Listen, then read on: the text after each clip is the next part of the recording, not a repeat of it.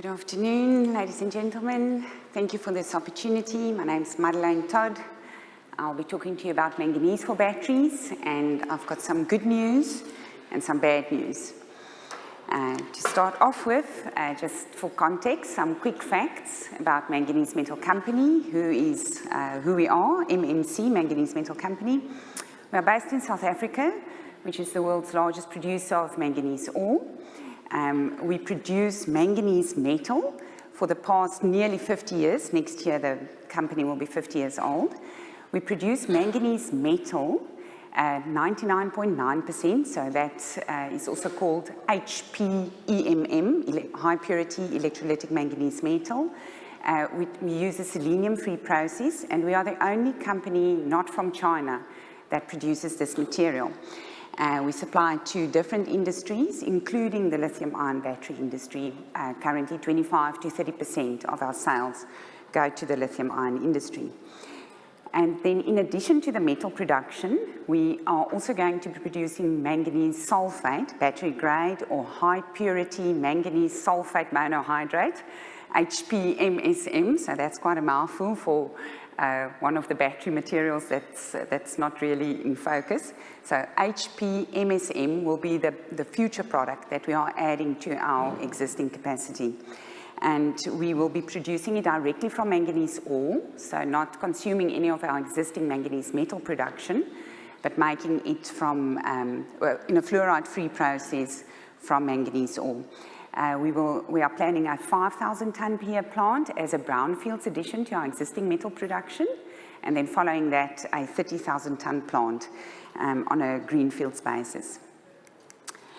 So, the landscape for manganese for batteries, manganese being last on the agenda, not really mentioned, yet a very important material for batteries, NCM batteries, of course, and going forward, LMFP.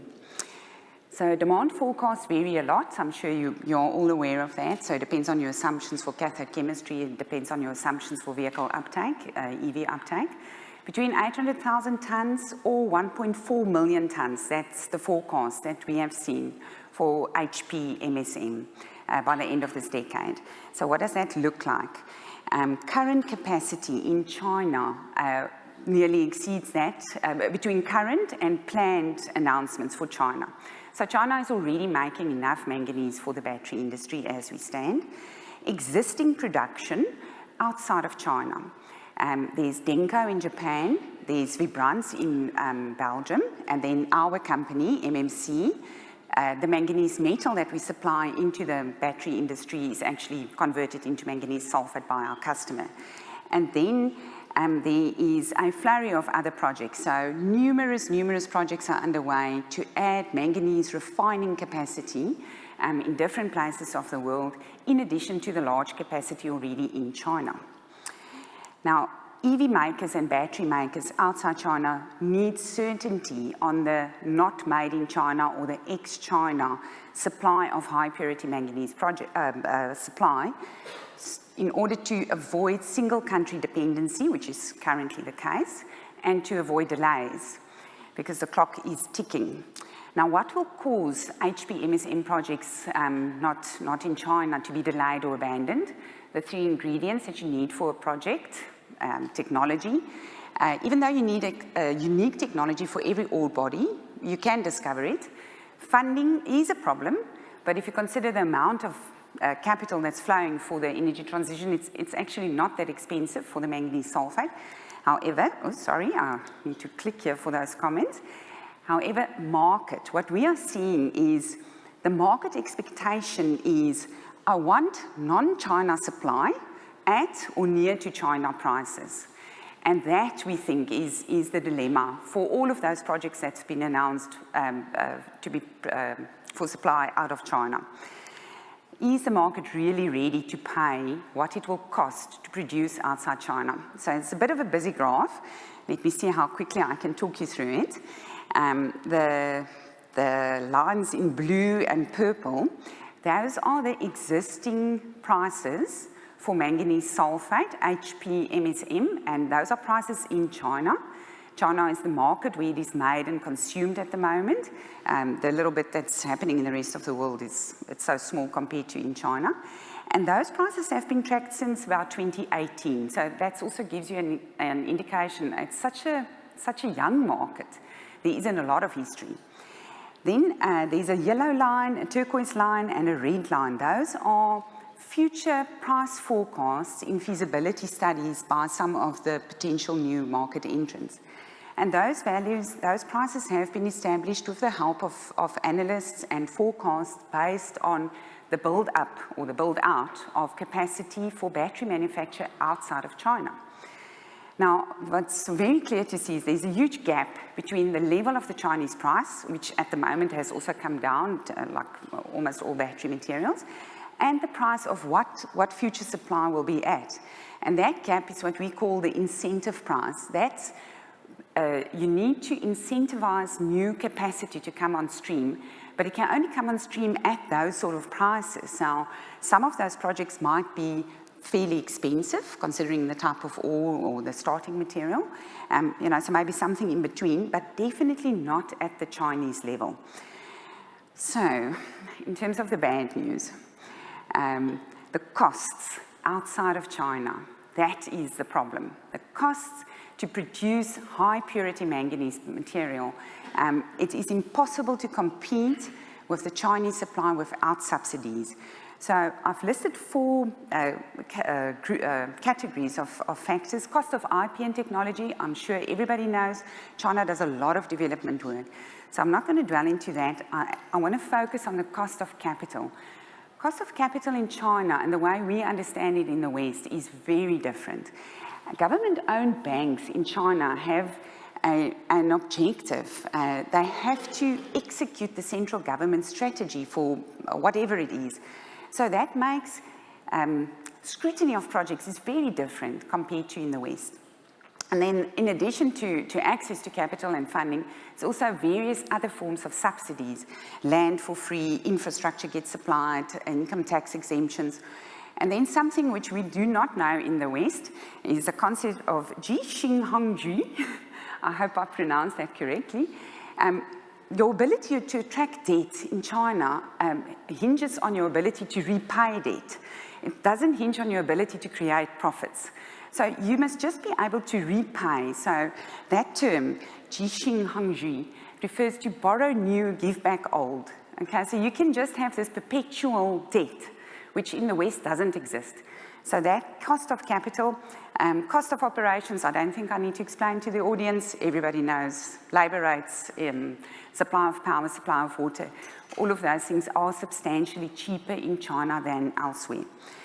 Okay, so there are many battery industry participants planning to use manganese-containing chemistries to reduce the cost of batteries and then increase EV uptake. Now, unfortunately, the bad news in large friendly letters, for those of you who are fans of The Hitchhiker's Guide to the Galaxy, it is high purity manganese refined outside of China will cost you more than you thought or hoped. Okay, I don't think I can state it any clearer. Now, that is the bad news, and that is what it is, and I hope the reasons that I've stated are clear enough. However, Douglas Adams, in large friendly letters, don't panic, there is some good news as well. So in the next few minutes, I'll just touch on the areas of good news the way we see it. Because manganese is such a small battery component at the moment, and for the prevailing manganese-containing chemistries, it's not going to have a very large impact. Now, I've used some, with the help of my colleague, used some estimated battery composition. So please, by no means this is a typical NCM, but this is an example of an NCM battery chemistry. So the mass split is shown there in the little battery. If you then look at the cost split, if you use manganese that was made in China, the manganese component is 1% of the cost in dollar per kilowatt hour. If you use manganese that was not made in China, with an assumed market price of $2,500 a ton, then you will get to a 3% battery cost, 3% higher cost for the contained manganese. Now, manganese-rich chemistries, and then in terms of dollar per kilowatt hour, it's about 50 cents impact. Now, manganese-rich, lithium-rich chemistries that's being explored, cobalt-free formulations, that would look something like this. So then the mass split, the manganese, of course, the purple component, that becomes much bigger. And then the cost impact, as you can imagine, is then much more noticeable. If you make it with manganese from China, it will be 11% of the cost of the CAM. And if you make it with manganese not from China, that almost trebles to 28%. However, the total dollar per kilowatt hour is substantially reduced. You know, that's the reason why people are pursuing the lithium-rich, manganese-rich formulations. So once we get there, then that impact is going to be much bigger. For the balance of this decade, where it's NCM, high nickel formulations, the impact of the manganese is really not that big. And then if you look up, that's dollar per kilowatt hour, if you look at total vehicle cost, $29 will be added to a 65 kilowatt hour pack. And on the other side, for the high manganese, or the lithium-rich high manganese, then you are looking at $145, which of course is much more substantial than the 29.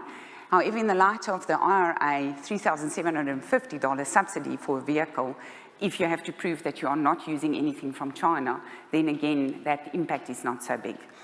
Okay, so many assumptions, of course, in these calculations. I hope I'm able to illustrate the point. Okay, good news number 2. Substantially lower carbon footprint compared to nickel. This graph shows lowest and highest. Of course, there's a range of carbon emission claims or statements being made by current producers and future producers. So some of these are theoretical values. And of course, on the nickel bar, it depends a lot on which route. But manganese is not as carbon intensive as nickel. Then, good news number 3, there are some natural and geopolitical advantages of manganese compared to nickel. So manganese ore, it's found in many places of the world. It's not concentrated to the extent that nickel is. Manganese ore is also much higher grade than nickel ore. So you need to unearth just under 3 tons of earth to get to a ton of metal, whereas it can be as high as 45 tons for the case of nickel. So, and then also in terms of concentration of nickel refining, that will happen in Indonesia, and we've learned today that even that will not be enough. That makes the geopolitical risk is higher for any material that's concentrated in one country. And then good news number 4. And this, I think, is a very valuable thing, and it's very important if you don't know much about manganese, if this is the only thing that you can really learn today. No new mines are needed for manganese for the battery industry. Manganese ore mining happens at scale already in a number of countries, and it is for the steel industry. So on the graph, you can see last year, nearly 22 million tons of contained manganese was mined. That goes into silicon manganese and ferromanganese, which are steel industry, it's alloying materials for the steel industry. Then EMM and EMD, the purple part, that's electrolytic manganese metal, the products that my company produces, and electrolytic manganese dioxide, that consumes a portion of manganese ore. And then HP MSM, the high purity manganese sulfate. Currently, you need your magnifying glass even for the forecast by 2030. So there's enough manganese ore.